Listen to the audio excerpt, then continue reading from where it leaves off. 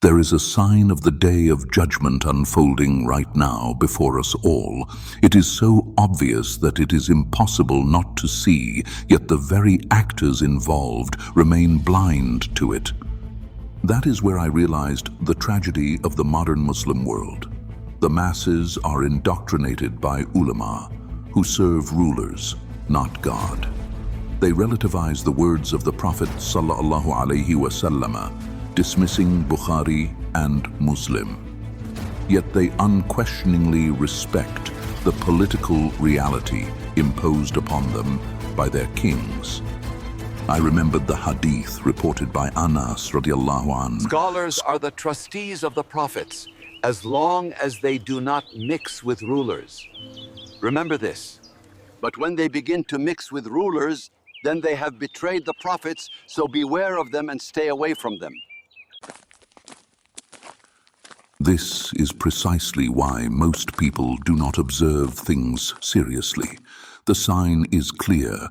Skyscrapers in Arabia, a people who were until yesterday the synonym for simplicity, tribal life, and the desert, a people who did not even possess a basic system of government, are today competing to see who can build a taller building. Who, other than the Prophet ﷺ, could have imagined such a reality? They had no standardized language. They had no formal script. Writing itself only developed after Islam. There was not a single library on the entire Arabian Peninsula. There were no three-story structures. They did not exist. In the best case, 2 floors, small, fragile, limited. They simply could not build high buildings. Whenever they needed technology, they had to import it. Swords came from India, hence the hadiths mentioning Indian sabers. Armor arrived from Byzantium. Fabrics were brought from Yemen. Arabia did not produce its own advanced technology. Compared to the surrounding civilizations, it lagged centuries behind. Now, stop for a moment.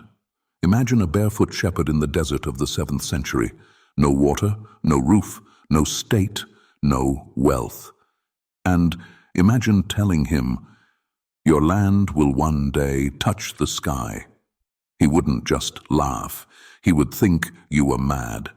And yet, the Prophet ﷺ uttered exactly this prediction, that Arabia and the Arab lands would one day compete with one another in constructing the tallest structures on earth.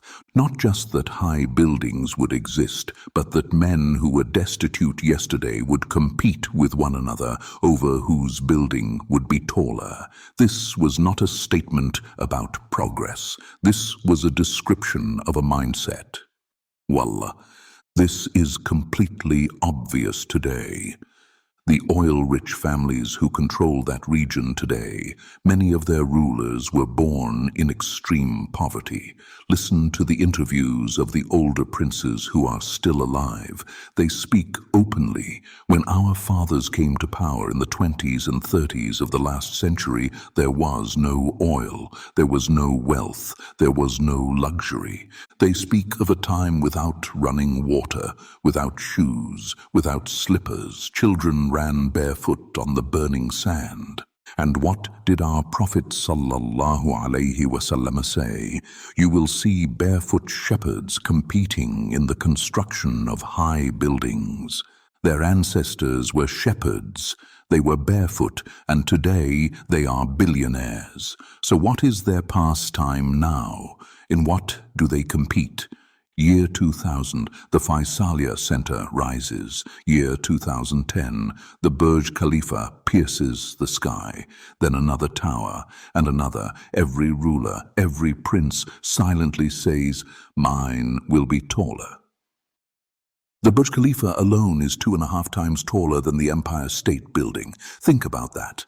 And when another Arab prince hears of this, he says, "Enough, I will build something even taller."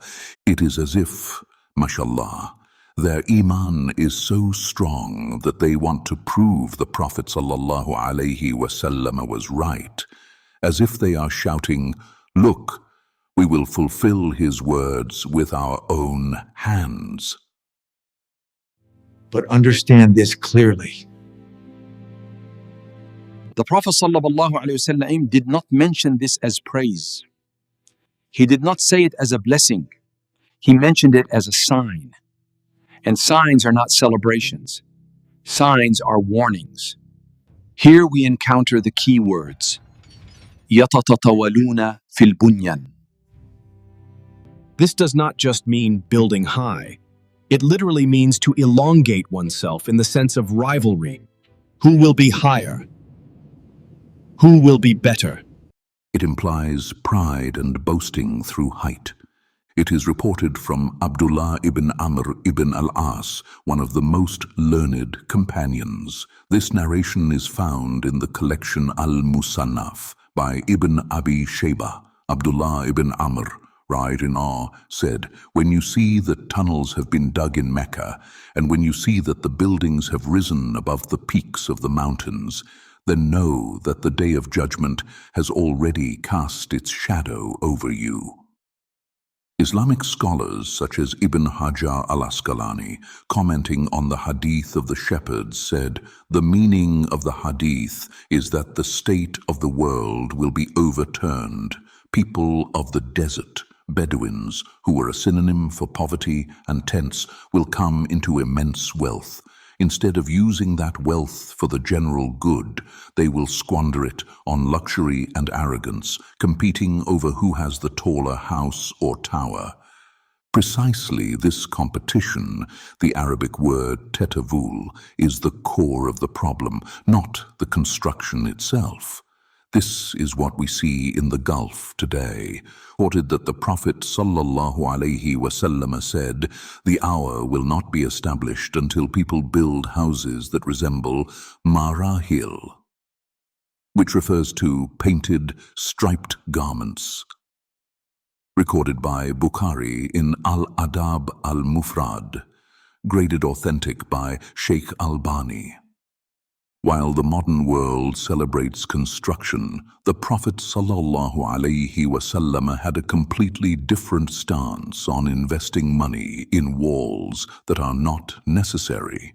Every spending is on the path of Allah and may be rewarded, except what a man invests in a building that is not necessary to him. In that there is no good. This is recorded by Tirmidhi.